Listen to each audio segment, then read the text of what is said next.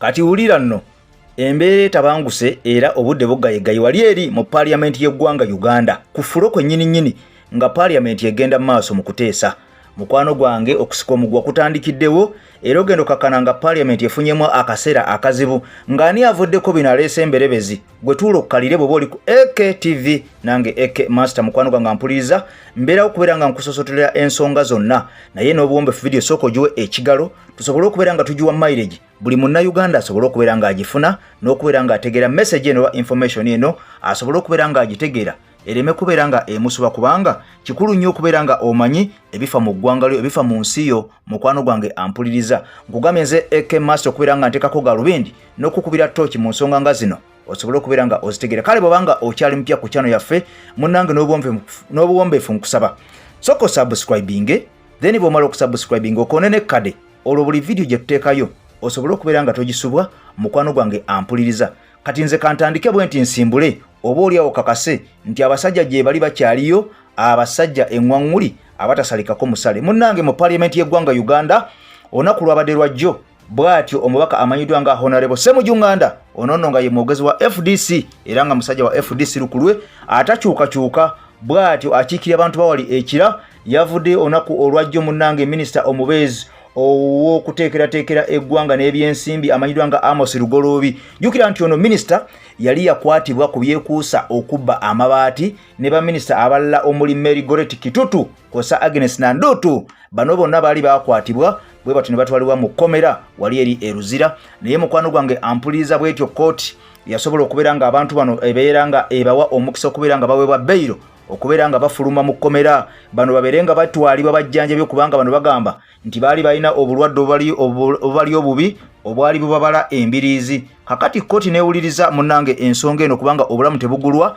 neesalawo okubeera nga bano ebawa okubeera nga beeyimirirwa basobole okubeera nga bagenda bajjanjabibwe kale lwadde luli awo nga teluli lwa busa olunaku lwabadde lwaggulu lwadde lwakusatu bw'atyo minisita Amos Lugoloobi ono nga y'omu munnange kubagambibwa okuba nti yabba amabaati n'agatwala n'agateeka ewe n'agakozesa byayagala ate nga gaali ga muntu muwejjere omuntu owa wansi atalina ayamba mukwano gwange ampuliriza omuntu w'ekkalamojja atalina kyakulya atalina wasula atalina wayegeka luba kale olunaku olw'eggulo minisita Lugoloobi ono bwe yabeera okubeera nga aweebwa beyiro kooti bw'atyo nga beyiro yamuweebwa yakugenda wali eri mu ddwaliro ajjanjabwe olumala okubeera nga ajjanjabibwa addeyo mu kooti asobole okubeera nga abitebya nga nnyonnyola eggwanga amabaati gano yabba gaaki era bwe yagabba yagatwalawa era bwe yagabbako yali alowooza nti tebagaagala oba tebageetaaga kakati olunaku lwabadde lwaggulu bw'atyo minisita ono amanyiddwa nga Amos Lugoloobi n'ayingira mu parliament y'eggwanga Uganda bw'atyo n'avaayo okubeera nga munnanga ateesa era ono tebamukkiriza kubeera nga ateesa okusinziira ku mubaka amanyiddwa nga Honorable Ssemujju Nganda ono ng'akiikirira abantu bawali ekira Namugongo yavuddeyo n'amwambalira bulungi nnyo era nayongera okubeera nga amusomesa n'amugamba nti gwe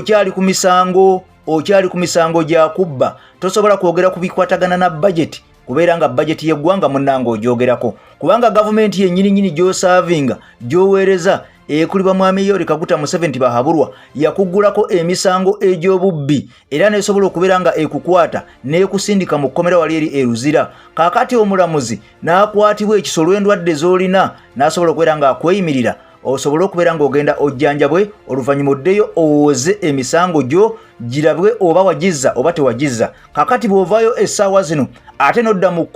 mu parliament n'otandika okwogera ku bifa ku ggwanga n'oyogera ku budget ey'eggwanga ate ng'ekyakusibya kubba mukwano gwange ampuliriza tetuyinza kubeera nga tukukkiriza kale n'olw'ensonga etukusaba n'obuwombeefu Honorable agenda osooka obeere nga munnange ojjanjabwa era okusinziira ku Honorable Ssemujju Nganda agamba nti ekintu kino teyakikoze mu mutima mubi oba kwagala kulemesa minisita kubeera nga ateesa wabula agamba nti ekintu kino yakikoze mu mutima mulungi okubeera nga ayambako n'okutaasa ababaka ba parliament abalala kubanga bangi bafuna oluusi oba oliawo embeera bweti ne batwalibwa mu makomera era ne basaba omulamuzi babeere nga beeyimirirwa olw'obulwadde obeera baluma kubanga nabo babeera bantu kaakati ono agamba nti omulamuzi oli eyawa minisita ono Lugoloobi beyiro bw'anaamulengera mu parliament ng'ali mu kuteesa ate nga yamusindika genda mu ddwaliro ajja kugamba nti kano kakodyo abasajja bano aba parliament bonna ke bakozesa buli omu n'agamba nti mulwadde naye nga babeera balamu tteketeke tebabeera balwadde. Kaakati nno ku nsonga eyo kigambibwa okusinziira ku Honorable Ssemujju Nganda nti ababaka abalala babadde bajja kubeera nga baba mabbeiro nga balowooza bonna babeera beekoza bwekoza tebabeera balwadde babeera balamu naye babeera baagala kudduka buddusi mu makomera basobole okubeera nga beetaasa. Kakati noono n'avaayo n'akomba kwebaza eriibwa n'alayira nga n'obukuba butonyerera n'aga nti kaabe Lubaale kaabe Katonda tagenda kukkiriza Minisita Lugoloobi kuteesa kubanga ekyamugisa mu kkomera ne bamuwa bbeiro kugenda kubeera nga ajjanjabwa so si kujja mu Parliament kubeera nga ateesa oba oliawo mukwano gwange ampuliza. Kale nno bw'atyo Minisita Amos Lugoloobi era ebigambo byamukalidde ku matama era ogenda okakkana nga munnango no bamumya omukisa nga bamumya omukisa okusinziira ne ku Speaker Anita Anet Among bagambye nti agende mu ddwaliro omusajja ono asooka ajjanjabwe bw'anaamala okujjanjabwa ate asooka addeyo mu kkooti bw'anaddayo mu kkooti asooke abitebye olwannyonnyola amabaati gano yali agatwalawa era yali atwala gaaki mukwano gwange ampuliza. Kale noono n'omubaka omulala amanyiddwa nga Mwada Nkunnyingi yavuddeyo ku nsonga y'emu n'ategeeza nti omuntu ng'ono aliko emisango naddala egyekuusa ku bubbi ate kakati bw'avaayo mu Parliament n'atandika okubeera nga yateeseza abantu nga yateeseza eggwanga ate nga yakiikiridde gavumenti ate nga gavumenti yennyini yeyamugulako emisango netuuka n'okumusindika eruzira yeebakayo ku meere. Kakati nno n'avaayo ate n'atandika okubeera nga yagidifendinga kiba tekikola era kiba kiswaza n'okuswaza eggwanga Uganda kababeere abagabi b'obuyambi mu mawanga ag'e